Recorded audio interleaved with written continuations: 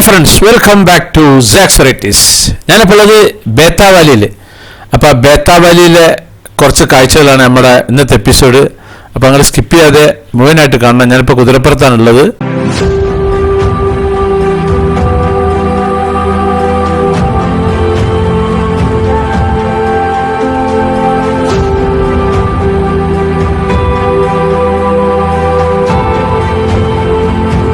ഞാനിപ്പം ചന്ദൻവാരിയിൽ നിന്ന് വണ്ടിയിൽ ടാക്സിയിൽ വന്നിട്ട് ആ റോഡിൻ്റെ മുകളിൽ നിന്നുള്ള ബേത്താബ് വാലിൻ്റെ കാഴ്ചയാണ് ഈ ഒരു കാഴ്ച.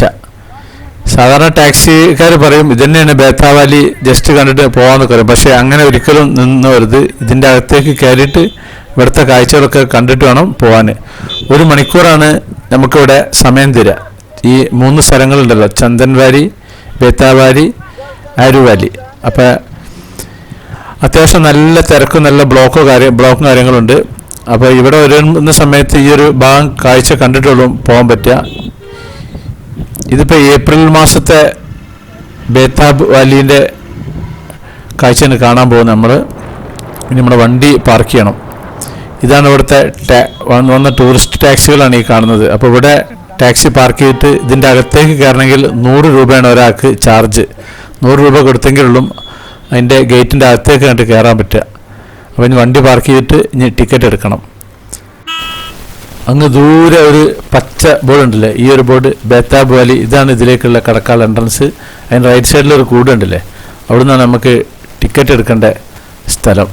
ഇതാണ് ഇതിലേക്ക് കയറാനുള്ള വഴി. എൻട്രൻസും എക്സിറ്റ് ഇതിലെ തന്നെയാണ്. അപ്പോൾ ഇവിടെയാണ് ടിക്കറ്റ് എടുക്കുക. 100 രൂപയാണ് ഒരാൾക്ക് ചാർജ് ഉള്ളത്. അപ്പോൾ ഇതാണ് അതിൻ്റെ മെയിൻ ഗേറ്റ്, ബേത്താബ് വാലി ഉണ്ടല്ല. അപ്പോൾ ഞാൻ ഇനി ടിക്കറ്റ് എടുത്തിട്ടുണ്ട് 100 രൂപ. ഇതിൻ്റെ അകത്തേക്ക് കയറുകയാണ്.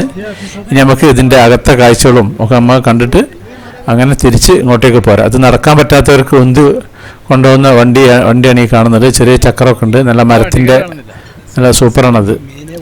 കുറേ നടക്കാനുണ്ട് ഇതിൻ്റെ അകത്ത്. പഹൽഗാം സിറ്റിയിൽ നിന്ന് ചന്ദൻവാരിക്ക് ഏകദേശം ഒരു 16 കിലോമീറ്റർ ഉണ്ട്. ചന്ദൻവാരിയിൽ നിന്ന് ഈ ബേത്താബ് വാലിക്ക് ഏകദേശം ഒരു 8 കിലോമീറ്റർ ദൂരമുണ്ട്. ഈ ബേത്താബ് വാലിൻ്റെ എൻട്രൻസ് കയറി ഉടനെ തന്നെ റൈറ്റ് സൈഡിൽ വെള്ളം ഒഴുകുന്ന ഇങ്ങനെ കാണാം. അത് അങ്ങനെ നീളത്തിൽ ദൂരത്തിൽ കുറച്ച് ദൂരം ഉണ്ട്. ഇത് ഇവിടെ മുമ്പ് ഒരു ഹിന്ദി സിനിമൻ്റെ ഷൂട്ടിംഗ് നടന്നിരുന്നു, ബേത്താബ് എന്ന സിനിമൻ്റെ പേര്.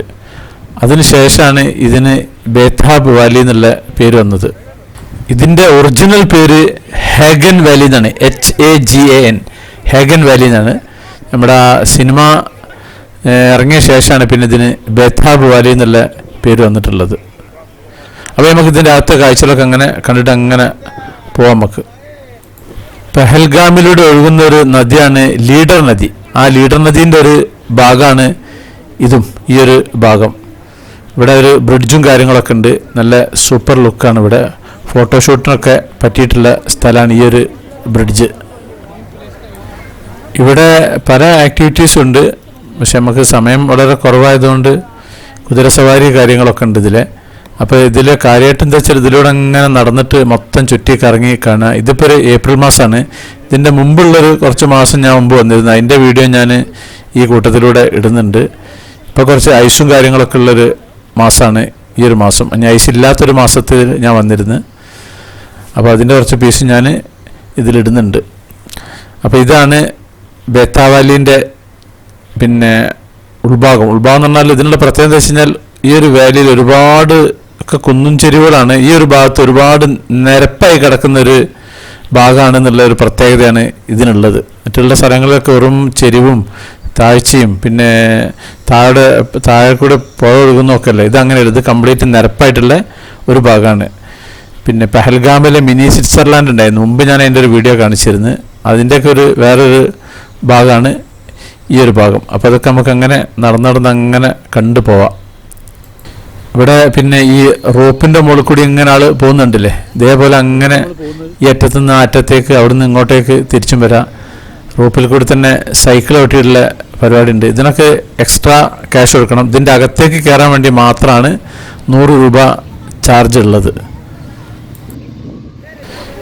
ഇതിവിടെ ഒരു ക്രോസിംഗ് ഉണ്ട്. ഈ ഒരു വെള്ളം കെട്ടി നിൽക്കുന്ന ലീഡർ നദീൻ്റെ ഒരു ഭാഗമാണല്ലോ, അതിനെ ക്രോസ് ചെയ്യുന്ന ആ ഒരു ഭാഗം വീഡിയോ എടുക്കാനും ഒക്കെ അവരെ വരുന്നുണ്ട്. ഇത് ഇവിടുന്നാണ് കയറുന്നതൊക്കെ ഭാഗങ്ങൾ. അതിന് ചെറിയൊരു പൈസ കൊടുത്താൽ അങ്ങോട്ടേക്ക് നമുക്ക് കറക്കാം. അങ്ങനെ കുറച്ച് ഒരു 10-15 മിനിറ്റ് ചെറിയൊരു സവാരി നടത്തുകയും ചെയ്യാം നമുക്ക്. ഇതവിടെ കുട്ടികൾക്കൊക്കെ കളിക്കാനുള്ള ഇങ്ങനെ ഉതിരുന്നൊരു സാധനം ഉണ്ടല്ലോ, ആ ഒരു സംഭവ കാര്യങ്ങളൊക്കെ ഉണ്ട്. അതാണ് ഈ കാണുന്നത്. ചുറ്റും ഇങ്ങനെ മലനിരകളാണ് ഇതിൻ്റെ ഭാഗത്തുള്ളത്. അങ്ങനെ കുറേ സംഭവങ്ങളുണ്ട് ഇവിടെ. ഇതിനൊക്കെ ചെറിയൊരു ക്യാഷ് കൊടുക്കണം ഇതിൻ്റെ അകത്തേക്ക് കയറാനുള്ളത്. അല്ലാണ്ട് വെറുതെ അതിൻ്റെ ഉള്ളിലേക്ക് കയറാൻ പറ്റില്ല. ഓരോന്നിനും സെപ്പറേറ്റ് കാശ് കൊടുക്കണം. ഇതാണ് ആ പുഴ ഒഴുകുന്നത് ഭാഗം.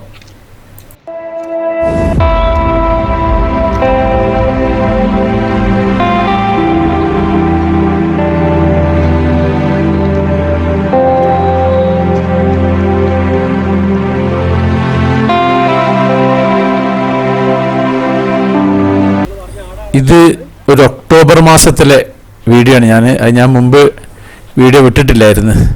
അപ്പോൾ ആ ഒരു സമയത്തെ കാലാവസ്ഥയാണിത്. ഇതിൻ്റെ മുകളിലൊന്നും ഐസില്ലാത്ത കണ്ടില്ല, കംപ്ലീറ്റ് മലകളൊക്കെ പിന്നെ ഐസൊന്നും ഇല്ലാതെ ഇങ്ങനെ പ്ലെയിനായിട്ട് നിൽക്കുകയാണ്. അപ്പോൾ ഇനി ബാക്കിയുള്ള കാഴ്ചകൾ കാണാം. ഇവിടെ ഈ ജംനാപ്യാരി പോലത്തെ വലിയൊരു ആടുണ്ട്. ഇതിന് 2.5 ലക്ഷം രൂപയാണെന്നാണ് പറഞ്ഞത്. അപ്പോൾ ഇതിൻ്റെ ഒപ്പം നിന്നിട്ട് വീഡിയോ ഫോട്ടോ ഒക്കെ എടുക്കാൻ വേണ്ടിയിട്ട് ഉള്ള സംഭവമാണ്. അതിൻ്റെ കുട്ടിയുണ്ട്, അത് വലുതുമുണ്ട്. ഇത് കണ്ണടയൊക്കെ വെച്ചിട്ട് അല്ല കൂളിംഗ് ഗ്ലാസ്സൊക്കെ വെച്ചിട്ട് ഉഷാറാക്കിയിരുന്നു പുള്ളിക്കാരൻ. ചില സ്ഥലങ്ങളിൽ മുയലും പ്രാവും ഒക്കെ ഉണ്ടല്ലോ, അതേപോലെ ഈ ആടിനെ നമുക്ക് കെട്ടിപ്പിടിച്ചിട്ടും ഒപ്പം നിന്നിട്ടും ഒക്കെ വീഡിയോയും ഫോട്ടോ എടുക്കുക. അതിനൊരു ക്യാഷ് കൊടുത്താൽ മതി. അതിനുള്ള ആളിതിൻ്റെ ഒപ്പം തന്നെ ഉണ്ട് ഇവിടെ.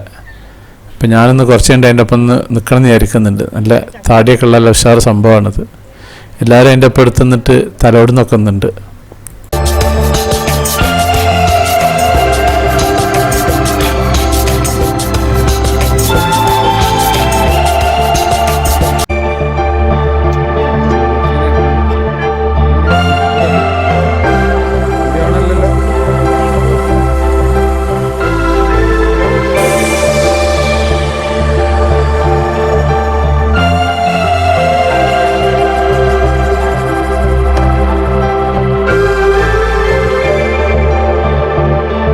ഇതിന് 2.5 ലക്ഷം രൂപയാണ് വില. ഇത് ലഡാക്കിലുള്ള ഒരു പ്രത്യേക തരം ആടാണ്.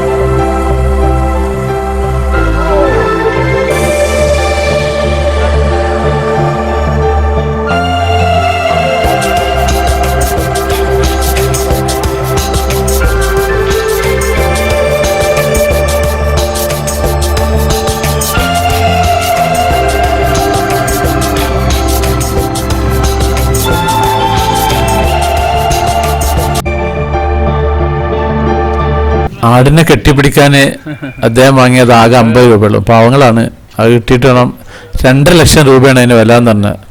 ഇതാണ് അദ്ദേഹത്തിൻ്റെ അരി. ഇതിനെ കൊണ്ടുവന്നിട്ട് ഫോട്ടോ എടുക്കുക വെക്കുക ഇതിൻ്റെ പരിപാടി. ആളുകൾ വെറുതെ കാശ് എടുക്കാണ്ട് ഫോട്ടോ ഒക്കെ എടുത്ത് പോകും. എനിക്കൊരു അഭിപ്രായമില്ല. കാരണം എന്താ വെച്ചാൽ അദ്ദേഹം അത്രയും പൈസ കൊടുത്ത് മുടക്കി വന്നതല്ലേ. ഇതാണ് ബേതാബ് വാലിൻ്റെ അവിടെയുള്ള പിന്നെ ഒരു ചെറിയൊരു പുഴയെന്ന് ഞാൻ പറഞ്ഞില്ല. ഇതിൻ്റെ മുകളിൽ നിന്ന് വീഡിയോയും ഫോട്ടോയും ഒക്കെ എടുക്കുക. ഇപ്പോൾ വലിയ തിരക്കോ കാര്യങ്ങളൊന്നുമില്ല. ഏപ്രിൽ മാസത്തിലൂടെ ഭയങ്കര തിരക്കാണ് ഈ ബേതാബ് വാലിയിൽ. ഇവിടെ ഒരു കുട്ടി ഫോട്ടോ എടുക്കാൻ വേണ്ടിയിട്ടുള്ള പിന്നെ പ്രാവും മുയലൊക്കെ വെച്ചിട്ടുണ്ട്. ആപ്പിൾ സീസണിൽ ഇവിടെ അത്ര വലിയ തിരക്കൊന്നും ഉണ്ടാവില്ല. ഒറ്റ തുള്ളി ഐസ് ഉണ്ടാവില്ല എന്നുള്ളൂ. കുറച്ച് ചൂട് കാര്യങ്ങളൊക്കെ ഉണ്ടാവും. പക്ഷെ ആപ്പിള് വിരിയാനുള്ള മൂക്കാനുള്ള ചൂടും കാര്യങ്ങളൊക്കെ ഉണ്ടാവുന്നതാണ്. ആ ഒരു ചൂടുണ്ടാവും ഇവിടെ. ഇലകളൊക്കെ ഇലകളൊക്കെ ഉണ്ടായിട്ടുണ്ടാവും. മറ്റുള്ള മാസങ്ങളിൽ ഇലകൾ കുറവായിരിക്കും. ഈ ആപ്പിൾ സീസണിൽ ഇലകൾ നല്ലോണം ഉണ്ടാവും. ഹൈ സീസണിൽ ഇലകളൊക്കെ ഈ മരത്തിൻ്റെയൊക്കെ ഒഴിഞ്ഞു പോയിട്ടുണ്ടാവും, കുറവാണ് ഉണ്ടാകുക. അപ്പോൾ നമുക്ക് ഈ ബേതാബ് വാലി നടന്ന് കാണാം. അപ്പോൾ ഞാനിതിൻ്റെ ഈ ബേതാബ് എന്ന് പറഞ്ഞ സിനിമൻ്റെ കുറച്ച് കാര്യങ്ങൾ പറഞ്ഞുതരാം. 1983 ജാവേദ് അക്തർ രചിച്ച ഒരു ഇന്ത്യൻ പ്രണയ ചിത്രമാണ് ഈ ബീറ്റാബ് എന്നും പറയും അതിന്. രാഹുൽ റവയിൽ എന്ന് പറഞ്ഞ ആളാണ് സംവിധാനം ചെയ്ത് വിക്രം സിംഗ് ദഹാലാണ് അത് നിർമ്മിച്ചിട്ടുണ്ടായിരുന്നത്. എഴുത്തുകാരനായ വില്യം ഷേക്സ്പിയർ ഉണ്ടല്ലോ, അദ്ദേഹത്തിൻ്റെ ദി ടേമിംഗ് ഓഫ് ദി ഷ്രൂവിനെ ആശ്രയമാക്കിയിട്ടാണ് ഈ ചിത്രത്തിൻ്റെ കഥ. ഷമ്മി കപൂറിനൊപ്പം സണ്ണി ഡിയോളും പിന്നെ അമൃത സിംഗാണ് അന്ന് ആ വേഷങ്ങൾ അഭിനയിച്ചിരുന്നത്. രാഹുൽ ദേവ് ബർമനാണ് ഇതിൻ്റെ സംഗീതം ഒരുക്കിയിരുന്നത് ആ സിനിമൻ്റെ. 1983 ഏറ്റവും കൂടുതൽ കളക്ഷൻ നേടിയ രണ്ടാമത്തെ ഇന്ത്യൻ ചിത്രമായിരുന്നു അത്.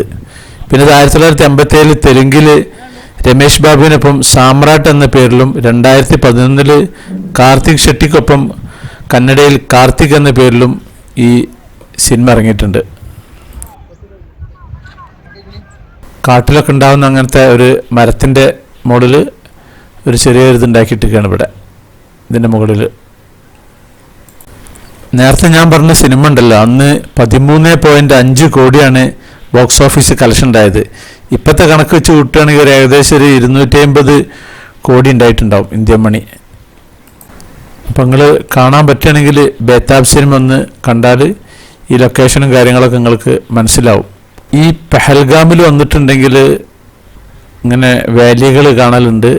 അതിന് പുറമെ ഈ മിനി സ്വിറ്റ്സർലാൻഡ് കാണലുണ്ട്. മിനി സ്വിറ്റ്സർലാൻഡ് കാണാൻ പോയാൽ തന്നെ ഒരു ദിവസം കംപ്ലീറ്റ് ഉണ്ടാവും. പക്ഷേ മിനി സ്വിറ്റ്സർലാൻഡിൽ എന്താ വെച്ചാൽ ഒരു പ്ലെയിൻ ആയിട്ടുള്ളൊരു സ്ഥലം മാത്രമേ ഉള്ളത്. ഇവിടെ വന്നു കഴിഞ്ഞാൽ എന്താ വെച്ചാൽ അത്ര ചിലവുമില്ല. ഏകദേശം ഈ ഒരു 3 സ്ഥലങ്ങളും കംപ്ലീറ്റ് കവർ ചെയ്ത് വരാം. അവിടെ ഒരു കുതിരസവാരി നടത്താമെന്നുള്ളൂ മിനി സ്വിറ്റ്സർലാൻഡിലേക്കുള്ളത്. അതിന് ഏകദേശം 1200 രൂപ ചാർജ് ഈടാക്കും.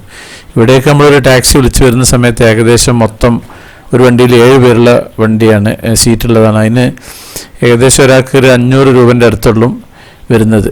അപ്പോൾ പെഹൽഗാമിൽ വന്നിട്ടുണ്ടെങ്കിൽ മിനി സ്വിറ്റ്സർലാൻഡും രണ്ടും കൂടി കാണാനുള്ള ഒരു സമയം ഉണ്ടാവില്ല. കാരണം അത് കണ്ട് ഇവിടെ എത്തണമെങ്കിൽ പെഹൽഗാമിൽ രാവിലെ എത്തണം. രാവിലെ എത്തിക്കഴിഞ്ഞിട്ടുണ്ടെങ്കിൽ മിനി സ്വിറ്റ്സർലാൻഡ് കണ്ടിട്ട് ഏകദേശം ഉച്ചയോട് ബന്ധപ്പെട്ടിട്ട് മിനി സ്വിറ്റ്സർലാൻഡ് കണ്ട് തിരിച്ച് ഉച്ചയ്ക്ക് ശേഷം ഇവിടേക്ക് വരുന്നതായിരിക്കും ഏറ്റവും ഉത്തമം. അപ്പം എന്താ വെച്ചാൽ ഇത് രണ്ടും കവർ ചെയ്യാം. പക്ഷേ രാവിലെ പെഹൽഗാമിലേക്ക് എത്തുക എന്ന് പറഞ്ഞാൽ അതൊരു വിഷയമുള്ളൊരു കാര്യമാണ്, സമയം. കാരണം ശ്രീനഗറിൽ നമ്മളിവിടെ എത്തിപ്പെടണമെങ്കിൽ തന്നെ ഒരുപാട് സമയം പിടിക്കും.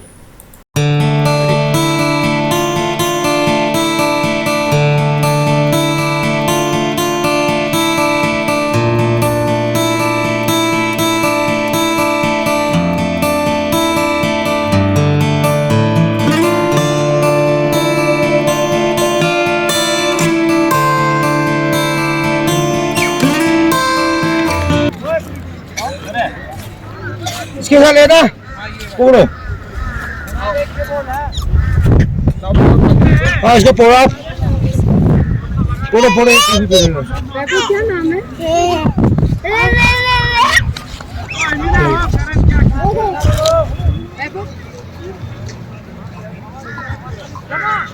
क्या नाम है? दाल पकड़ेगा साहब, ये कैसे दिया जाना हो गया था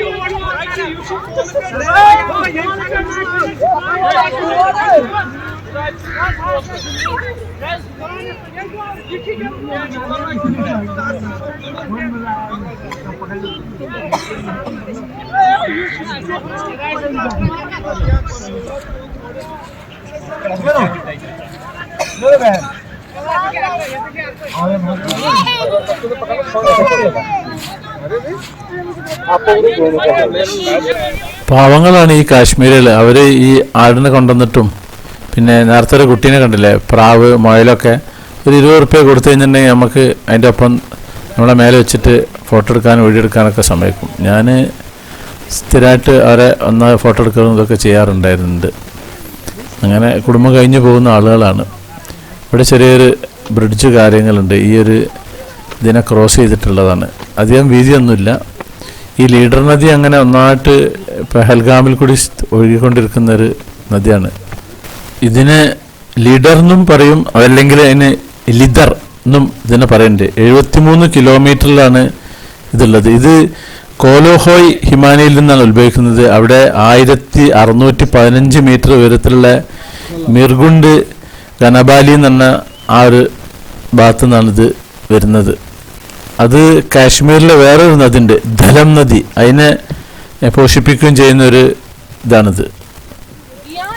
ഈ നദീനെ വിശദമായിട്ട് കാണണമെന്നുണ്ടെങ്കിൽ നമ്മൾ ശ്രീനഗറിൽ നിന്ന് പഹൽഗാമക്ക് വരുന്ന അതിൽ പഹൽഗാം എത്തുന്നതിൻ്റെ മുമ്പായിട്ട് അങ്ങനെ ഒഴുകിപ്പോകുന്ന കാണാം. അവിടെ റോഡ് സൈഡിൽ ഇറങ്ങിയിട്ട് വേണമെങ്കിൽ നല്ല എപ്പോഴും നല്ല തണുപ്പ് വെള്ളമായിരിക്കും, ഒരു ലൈറ്റ് പച്ച കളറായിരിക്കും ഈ നദിക്ക്.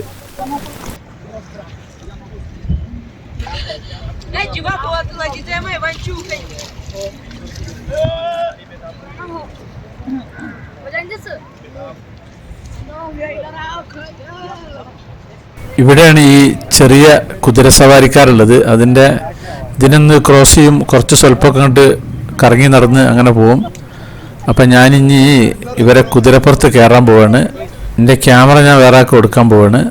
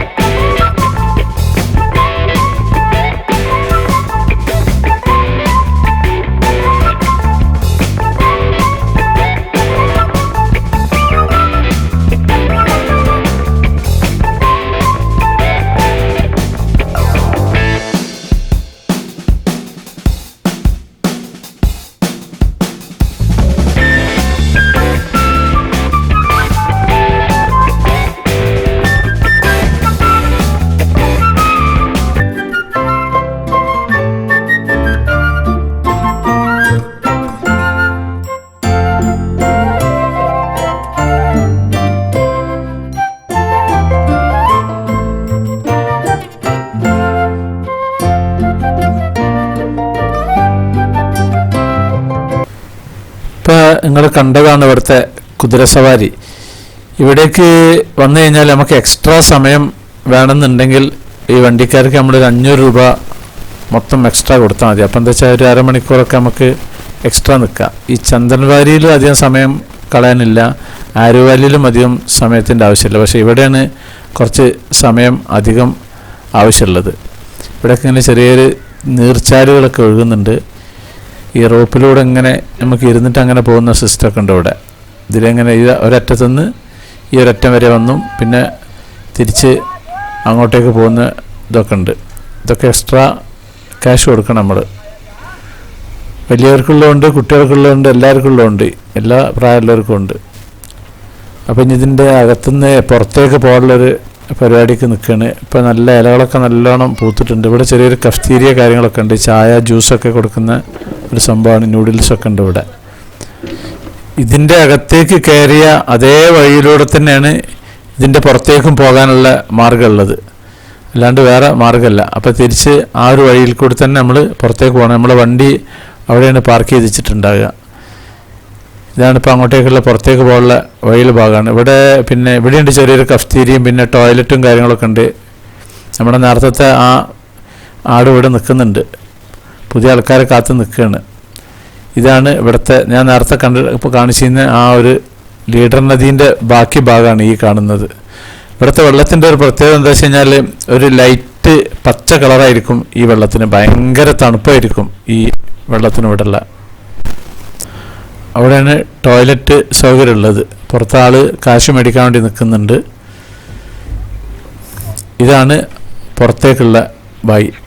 Thanks, visit again. ഈ ഒരു വണ്ടിയിൽ ഒന്നുന്ന ആൾക്കാരാണിത്. ഇതിൻ്റെ അകത്ത് കൂടി നടന്നു പോകാൻ ബുദ്ധിമുട്ടുള്ളവർക്ക് ഇതിൽ കയറി പോവാം. അപ്പോൾ നമ്മൾ ബേത്താബുവാലി എന്ന് ഇവിടെ പറയാണ്. ഇതിൻ്റെ പുറത്ത് വണ്ടികളൊക്കെ പാർക്ക് ചെയ്തിട്ടുള്ളതാണ്. വണ്ടികൾ കൂടുന്ന സമയത്ത് ഇതിൻ്റെ വേറൊരു ഭാഗത്തും കൂടി വണ്ടി പാർക്ക് ചെയ്യും. ഞാൻ വണ്ടി കയറാൻ പോവാണ്.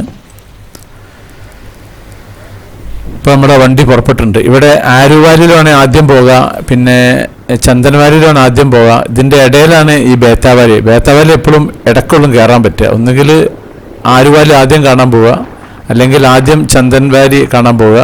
അതിൻ്റെ ഇടയിലാണ് ഈ ബേത്താവാലി ഉള്ളത്. അപ്പോൾ പഹൽഗാമിൽ വന്നിട്ടുണ്ടെങ്കിൽ ഈ ഒരു വാലി കാണാൻ മറക്കരുത്. ഇതിൻ്റെ അകത്തെ കുതിരസവാരി എന്ന് പറഞ്ഞാൽ എല്ലാ സമയത്തും കുതിരസവാരിക്ക് കിട്ടൽ പ്രയാസമാണ്. ചില തിരക്കുള്ള സമയത്തൊക്കെ കുതിരസവാരി കിട്ടണമെങ്കിൽ മണിക്കൂറോളം കാത്തു നിൽക്കണം. അപ്പോൾ ആ സമയത്ത് അതിന് നമ്മൾ വെറുതെ ടൈം വേസ്റ്റ് ചെയ്യാത്തതാണ് നല്ലത്. അപ്പോൾ നമ്മുടെ സാക്സ് വെറൈറ്റീസ് ചാനൽ നിങ്ങൾ ആദ്യമായിട്ട് കാണുന്നവരാണെങ്കിൽ അത് സബ്സ്ക്രൈബ് ചെയ്യാൻ മറക്കരുത്. പിന്നെ അതുപോലെ ലൈക്ക് ചെയ്യാൻ മറക്കരുത്, കമൻറ്റ് ചെയ്യാൻ മറക്കരുത്, ഷെയർ ചെയ്യാൻ മറക്കരുത്. എന്നാൽ താങ്ക് യു.